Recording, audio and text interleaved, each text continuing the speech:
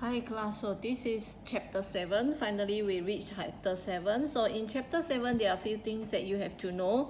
What is work or energy? Why is it I said work or energy? Because they're actually using same unit, that is joule.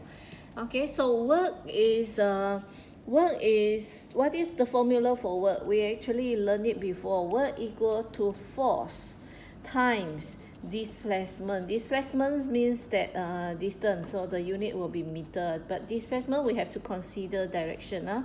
So force, it is Newton. Okay, so the unit for joule for work is joule, so it means that joule actually equal to Newton meter. Okay, so means that if I apply 10 Newton to push a box, if I use 10 Newton to push a box for 2 meter, so the work done that using this force for this distance, that will be 20 joule. Okay, so I hope that you understand what does it means by work. If question asks, 1 joule of work is done, so explain. 1 joule of work is done means that I use 1 Newton to carry or to push something for 1 meter distance. That's why I actually my work done is actually 1 joule. Okay, so I hope that you understand this one.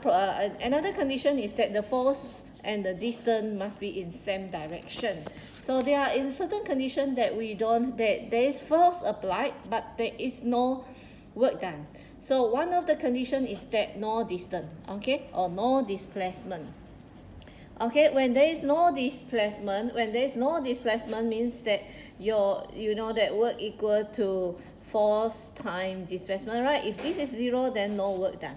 Okay, so another condition is that your force and your displacement is 90 degree, which means that it is not in same direction.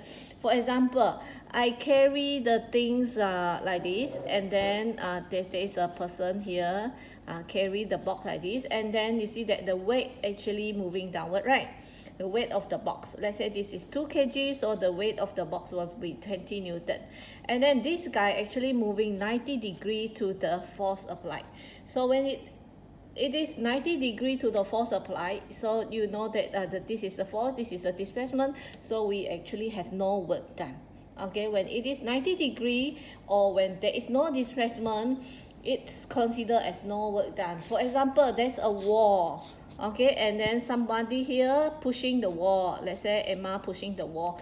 Emma using 100 Newton of force pushing the wall for 1 hour. Let's say 1 hour. Is there any work done? No work is done because there is no displacement. So you have to really consider displacement and also the direction of force and displacement when you consider work. Okay, so that is the first part. After work, we are going to learn what is power.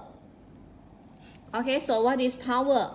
So power equal to work divided by time. Work divided by time. So the unit for power is what? And the unit for work is joule just now, right? Divided by time will be by second, per second. So that is joule per second. So what? Unit of what actually equal to joule per second. That is what you call power. So how we understand power? Example, let's say this is me. Another one, let's say siapa Crescentia. Okay, so me and Crescentia, we run towards let's say from school gate. Still remember where is school gate? School gate, go to canteen. Yeah, everybody favorite place. So Crescentia and me run towards canteen from school gate. Let's say I take 10 seconds. Crescentia take 5 seconds. So my question is, who is more powerful? Crescentia 5 seconds only. This is Crescentia C. This is Madam Hong H. I took 10 seconds. Crescentia 5 seconds. Of course, Crescentia is more powerful, right? Because the work done divided by the time. So means that the shorter the time, the more powerful the things is. Okay, so that is what we call power. So power, you have to really consider. You have to consider time. You have to consider time. Okay, shorter time, more powerful. Okay, so we settle about work and we settle about power. Now we have to consider energy. Okay, so as what I said earlier, energy, which is actually work done, right? Okay, so what does it mean by energy, which is mean by work done? Because energy actually is used to energy is transferred when there is work done. Okay, energy is transferred when there is work done. Let's say I carry something. Okay, I carry something from the floor go up here. So I do work, right? So the work is actually done, and then the energy is changed. Okay, so it changed from let's say chemical energy, because I need to burn my food, burn the energy from my body, chemical energy, and then it changed to potential energy. You see that when there's work done, energy is actually changed, transferred. We say that transferred. So we can actually change energy. So now what is energy and what is work? Both carry same unit, joule and joule, but you know that energy change when work start. Okay, so we have three energy that we have to consider in this topic. Please remember this. One is gravitational potential energy. E represent energy. Okay, P is potential. Okay, so means that it is gravitational potential energy. Let's say you have this is block F of our school, block F. I hope they still remember what is block F, where is it located. Okay, so we have 4-story, 3-story. Okay, 3-story. Okay, so the higher you go, let's say you are standing here, the greater the potential energy. You are standing here at on the ground, so the potential gravitational potential energy is lower. So how we calculate gravitational potential energy? We're calculating by using formula which is mgh. So m is the mass, g is gravitational acceleration, which is 10, and h is the height here. Okay, let's say Emma berdiri sini, and then I'm the one that's standing beside Emma. Okay, ini Emmanuel. Okay, and this is Hong. Okay, so what happened? What is our gravitational potential energy? Let's say Emma mass there equal to 60 kg. So my mass, let's say, equal to 45 kg. Okay, and then what is our gravitational potential energy? Okay, from the calculation here, equal to mgh. So we calculate Emma first. 60, G is 10. 10 come from where? From the gravitational attraction. This one come from Newton. Okay, so the height of the building, let's say every story is like 3 meters or 9 meter lah. Okay, so 9 meter height. Okay, so altogether Emma get 5,400 joule of gravitational potential energy. This is for Emma. How about me?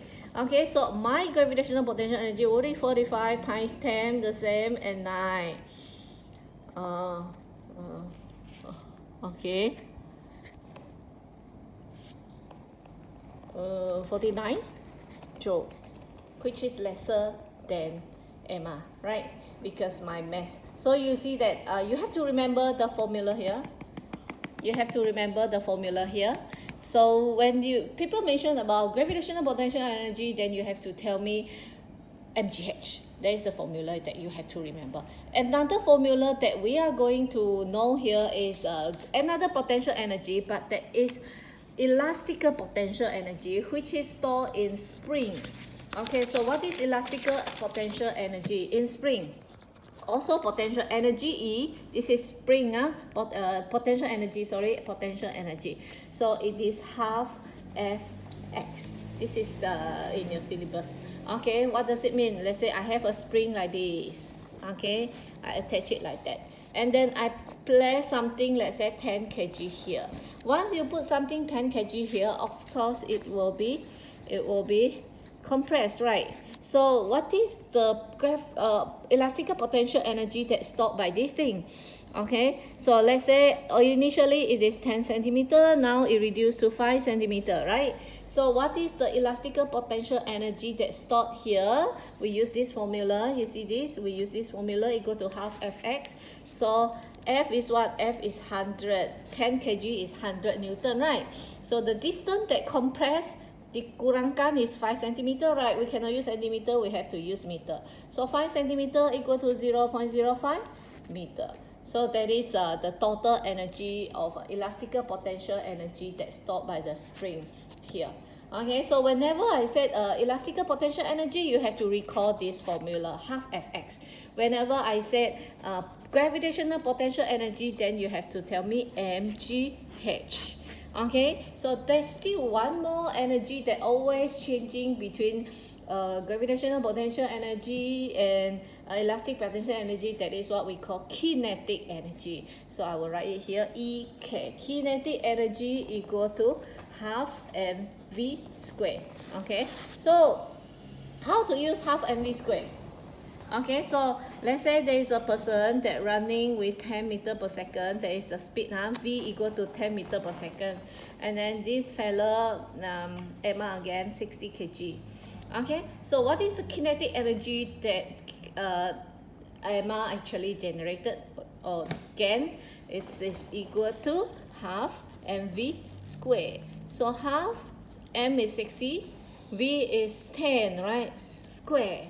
So it is 30, 100, right? Times 100. So it is 1000 joule, 3000 joule. That is the kinetic energy gained by someone that is moving, or something that which is moving. So that is what you call kinetic energy. So altogether we have three formula here. Please remember, we have three formula here. So whenever people said gravitational potential energy, mgh, elastical potential energy, half Fx, kinetic energy, half mv squared. Okay, so the calculation is very easy, but the unit, normally students very careless with unit. Make sure that it is in meter and this is in meter per second, and mass must be kg. Okay, kg, meter, meter per second, and the time or this thing must be SI unit. I hope that you still remember what is SI unit. Okay, so what we learned for this chapter actually is this one. Okay, so this is from your textbook. You see that the first part, what is work done, we settle what is power, gravitational potential energy, elastical potential energy, and kinetic energy. And then we see that energy can be transformed from gravitational potential energy to kinetic energy. It can transform from elastical potential energy to, so it can change actually. So when work is done, energy actually transferred, which lead to principle of conservation of energy proposed by Isaac Newton, saying that energy cannot be created nor destroyed, but it can transfer. It can transfer from one to another. Okay, but you have to know that you cannot create energy and you cannot destroy energy. So total energy on the earth is actually conserved, means that it is the same. Okay, so that's all for the whole chapter. This is what you have to know. Okay, so take some time and go through this again. Thank you.